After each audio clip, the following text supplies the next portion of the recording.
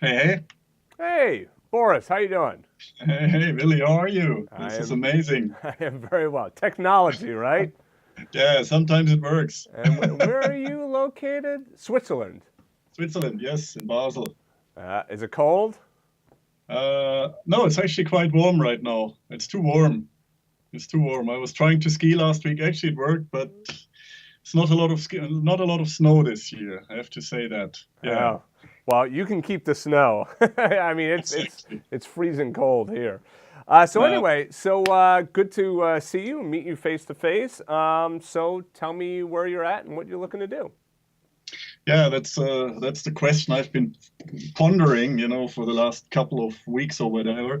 And I figured that best thing to do is to just state where I am, just like you said. I'm playing piano. I got my piano here. So this is the kind of, I'm playing mainly modal pop stuff. So Okay. I have a couple of questions to get more specifically later on.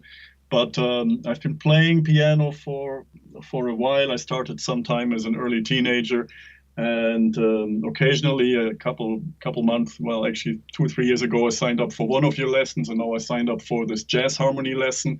But I don't have time for the jazz harmony. But I'm interested in getting more interesting stuff to do. So Mm-hmm. I have I have a couple of concrete things. I'm trying to get back into music a little bit more. I have a piano at home. This is my studio that I just built over the last 2 months. So Okay. finally, I have space to practice um, without killing my family basically. Uh, um, this is all good. So I got all the stuff. I understand, guess, most of the music theory because I've read it at one point in time. That doesn't mean I can apply any of it. I Okay. always say I have a very weak memory. Um, very specifically, I think I have challenges in, having groovy rhythms. Let's put it like that. Okay. And I found your funk lessons. It's a pretty old, from 2008. It's almost 10 years old now. Funk lessons on your new website.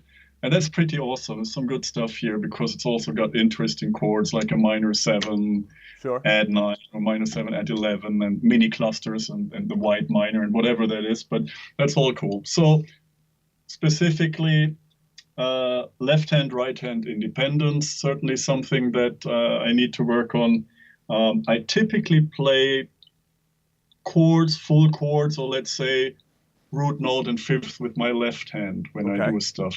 And I saw all your voicing stuff, but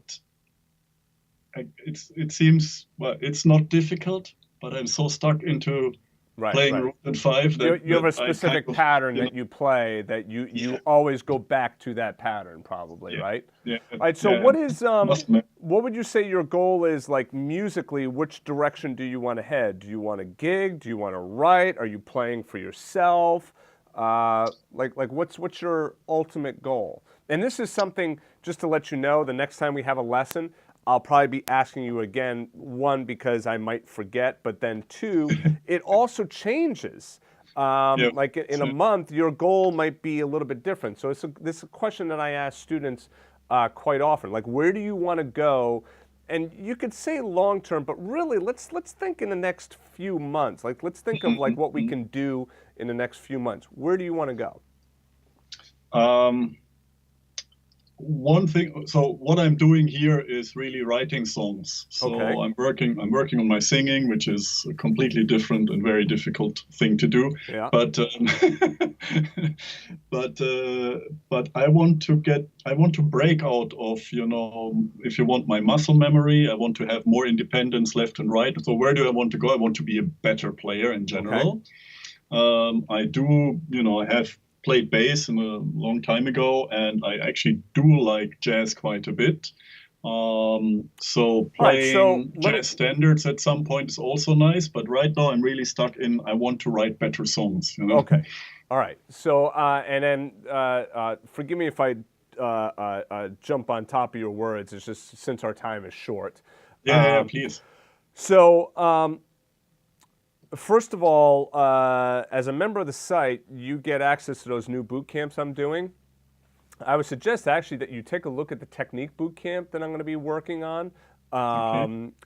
So let me ask you some very specific, basic questions. First of all, can you do all 12 major scales? Can you play all 12 major scales, hands together, 2 octaves?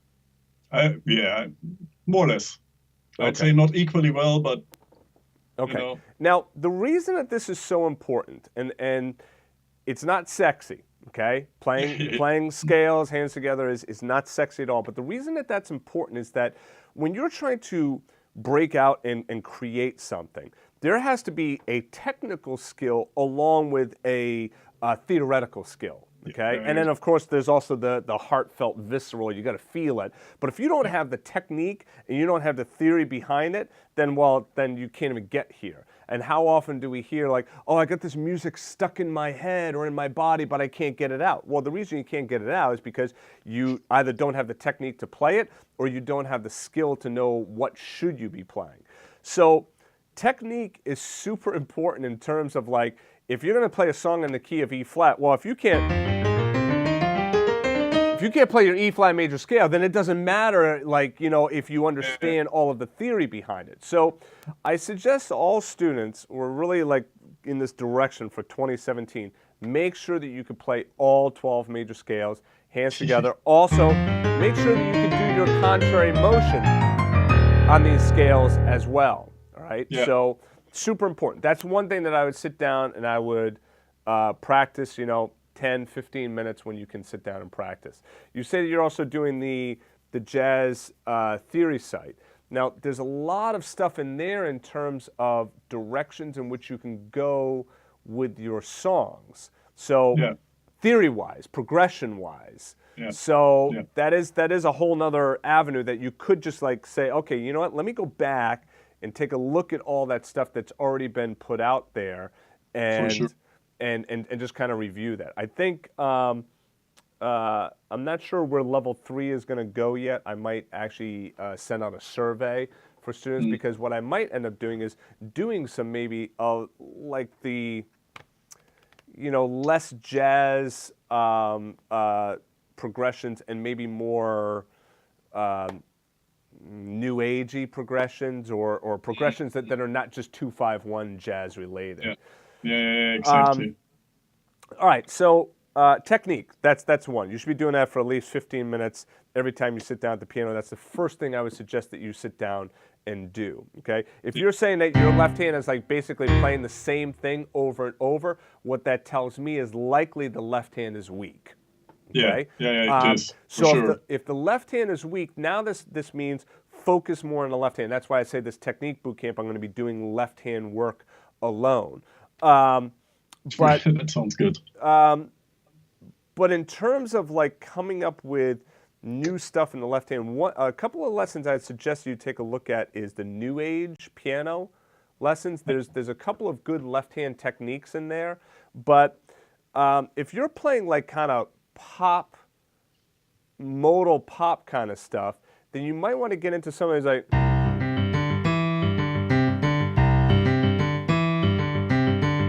like even doing stuff like that where it's still root 5 root bass, but you're adding in the 9th and the 3rd and adding in some rhythmic stuff, and it's not just like like left hand chordal bass and stuff like that. Because if you're playing pop stuff, these chords are not really going to be what you're looking for.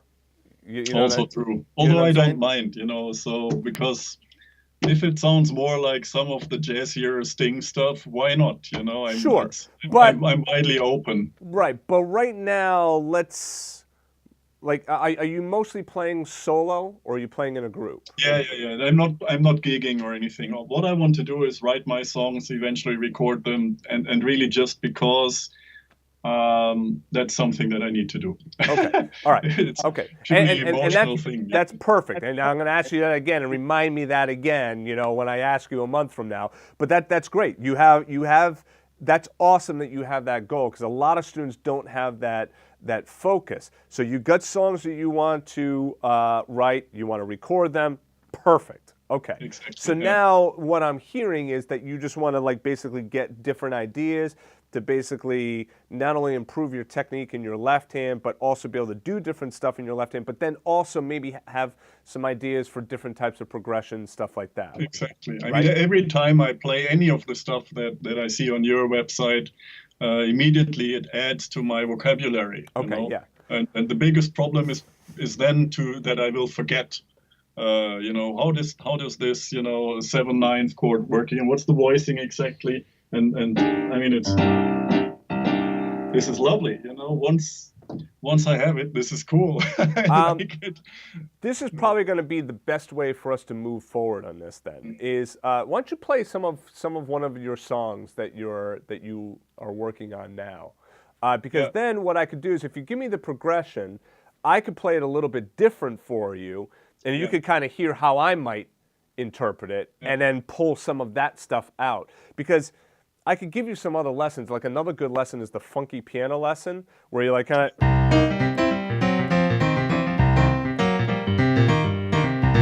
like all of that kind of stuff. That would be good for you as well, but that might not fit directly with your song. So why don't you play a song for me? Let me know what key you're in, and then just play a little bit, and I'm going to stop you for a second. Yeah, you want? So, just an idea for a song. I hope I get this together.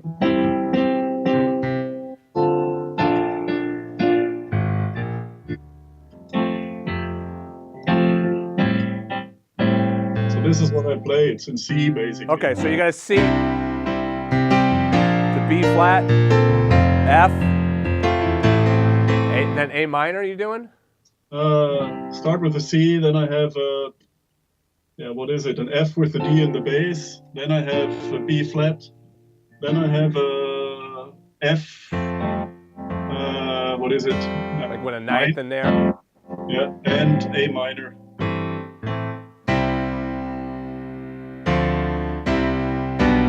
What was the second chord?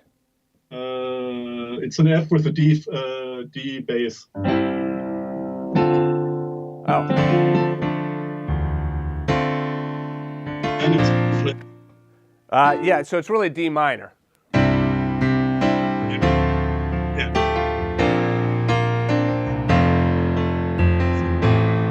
Yeah, the reason it would be D minor is that you're not going to hear it as the 4 chord. You won't hear it as F. You'll end up like that's such a strong motion up to the second. You really like minor, right? Yeah, and one way to check that is when you're playing it, go to the F. Does that sound right, or going up to D minor? Yeah, D minor. Yeah, good. Yeah.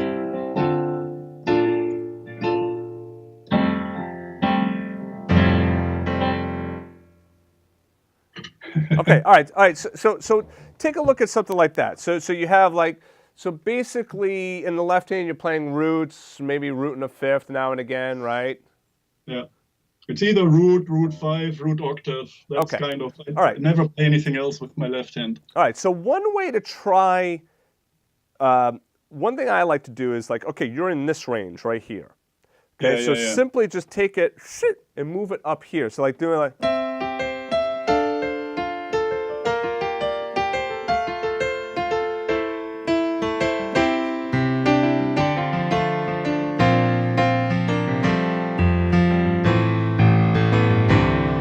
Now, you'll notice that in the left hand, I'm still playing a lot of that roots, fifths, and whatnot, but now I'm starting to break it up between the hands.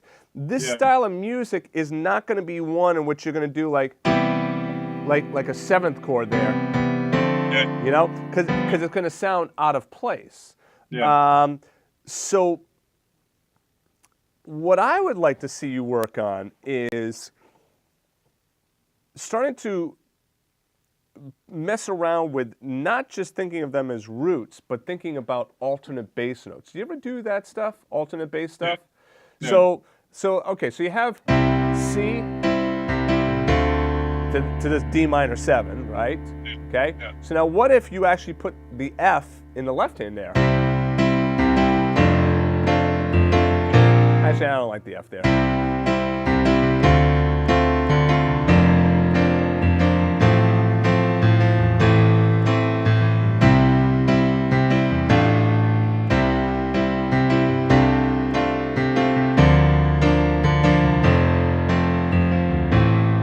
now I'm just kind of like messing around with this, and like C, and I did the D minor with the C, and I go to B flat with D in the bass. So I'm just trying to like mess around with the bass motion so that I can come up with something a little bit different sounding. Right? Interesting. Now, Yeah. left hand though, in the right hand, you'll add in things like the ninth, right? So why not do the same thing in the left hand? So now what I'm going to do is I'm going to change my voicing around. Remember that chord voicings are like, it's like the best analogy I have is like think of like a family. Okay, so Yeah. do you have kids? Yeah, of course. Okay, so married. Yes. Okay, so how many kids do you have? 3. Okay, so and then Kraft, right? That's your last name? All right, Yes. so now your wife and the 3 kids, that all makes up your family, right? Now it doesn't matter which order you're in, you're still that family, okay? So if you, let's call you the root, okay? If you're at the bottom, all right, well now that's where you typically might be is the root at the bottom, and then it kind of moves up from there. But it doesn't mean that you always have to stay there, all right? So you want to start to like look at chord voicings as not being rigid, like, oh, the root has to be on the bottom. Instead, you look at it like a recipe, and like, I can move this stuff around anywhere I want. So like if I...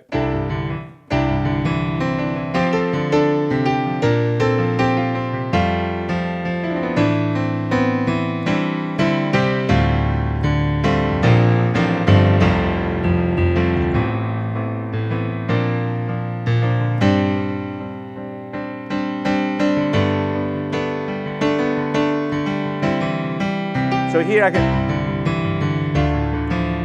could do that.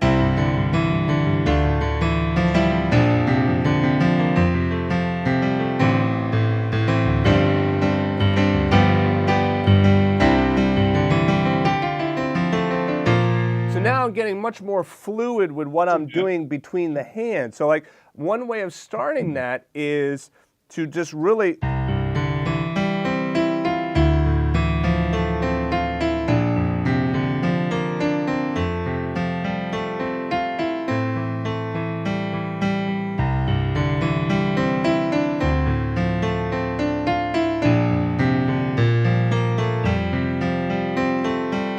So what I'm trying to do there is I'm trying to keep a consistent 8th note pattern.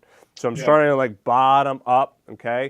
And then 1 and 2 and 3 and 4 and 1 and 2 and 3 and 4 and 1.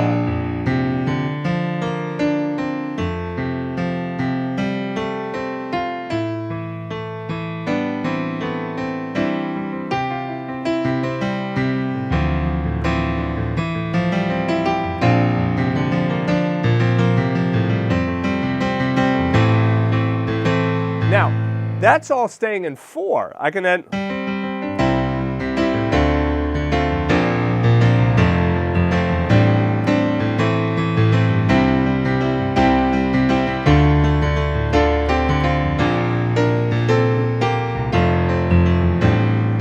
I can move into like a 3 or 6.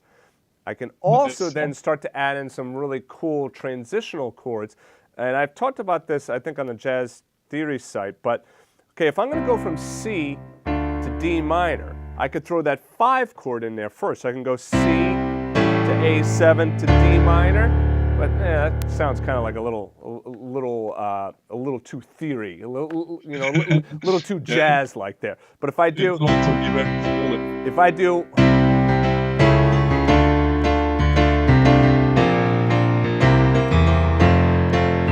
I could do that kind of stuff where I go C and then A over C sharp, then to my D minor. So C, A with C sharp in the bass, to D minor.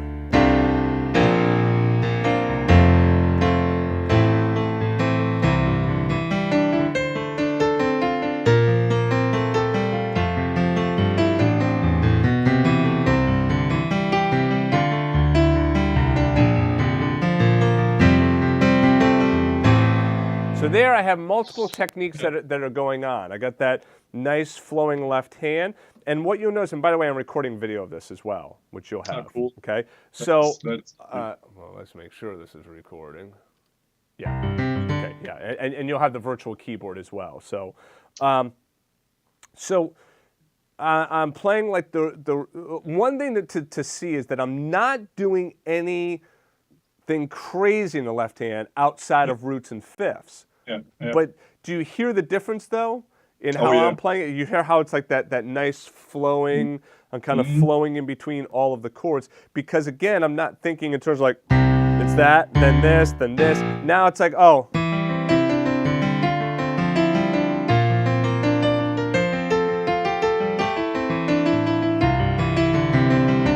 Now, like, it's flowing in between all of the notes because now I'm looking at the notes and the chord as a bucket of notes that, let me throw it out like that. No, let me rearrange it like that. If I want to come up here.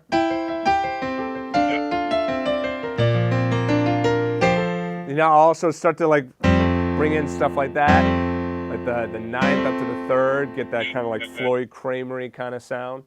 Nice, yeah. So those techniques right there, there's many different techniques that you can practice. One way in which I would start it is to, I would actually take a look at the funky piano lesson because I kind of like lay out some of these techniques in there. But I would think, try to get that consistent eighth note pattern, okay? And try starting from the bottom moving up. So.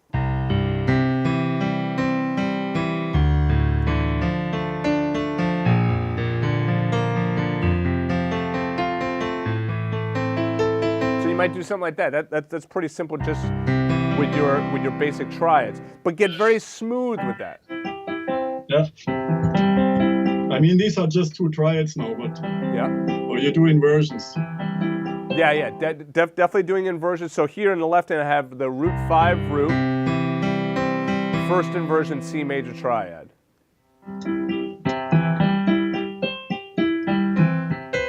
You're up here. Bring the chord down an octave. So bring the whole thing down an octave.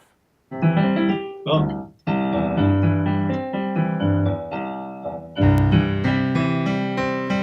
So it's root 5 root.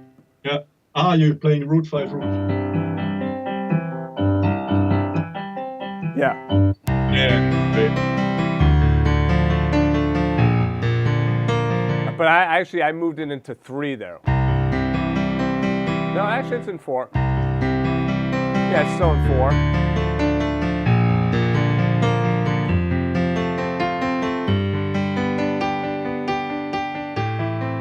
Or A minor. But so that's one possible way of breaking it up. What about?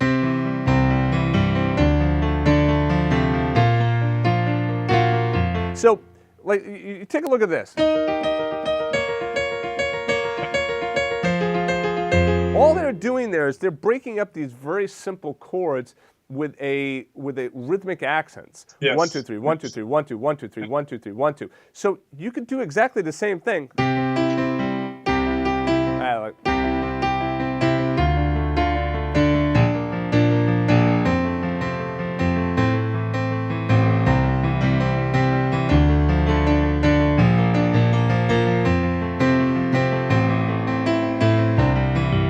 But you don't have to do it that way. I mean, like you can go. You can start. You don't have to start necessarily just always on the bottom. You could start kind of in the middle.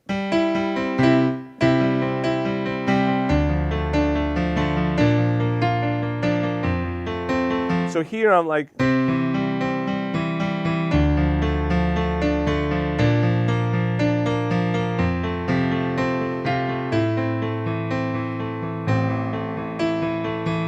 So the takeaway is that the chords all flow from one end to the other, and it's not just one way of moving from that chord to the next chord. Does that make sense? Makes sense. So you really want to get down that fluidity, you know? Yeah, exactly. And to practice that, you know, take a look at the video. You'll get a bunch of stuff out of that. But I would start to think like bottom up, do the consistent eighth note exercise, maybe top down. So like.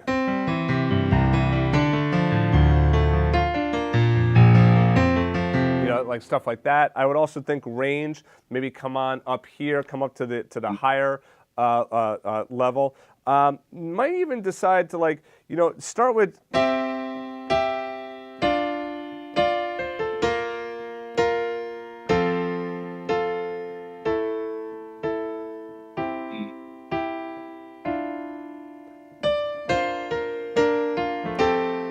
But you hear how like you can get so many different variations of these chords. Yes.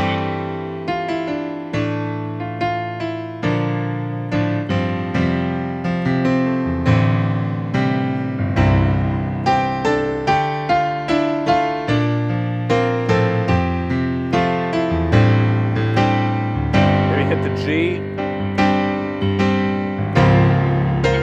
D flat.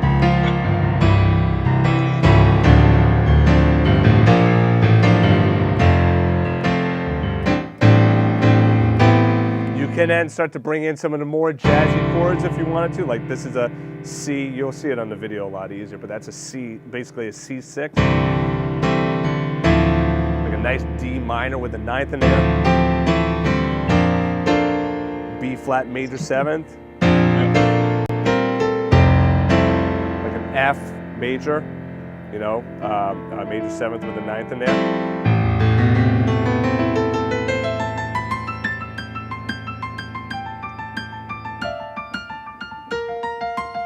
You can do like some cool. Yeah.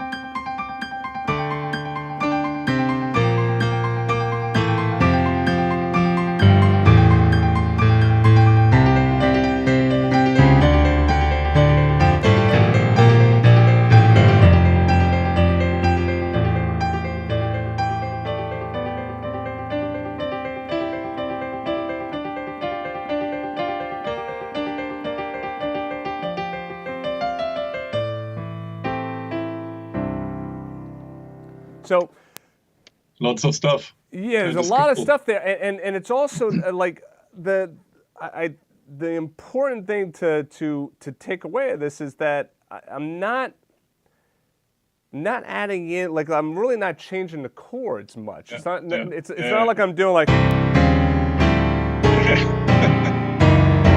doing like reharmonization and stuff like that. I'm playing the same chords, but you get all of these different sounds. Again, if you think of that idea of like the bucket of notes and you dump it out and you rearrange it, right? But this is where technique comes in. You you build up your technique so that then you feel comfortable moving around into all of these different permutations. Yeah. Does that help? It's very cool. I'm glad we did this, and I'm looking forward to the next session.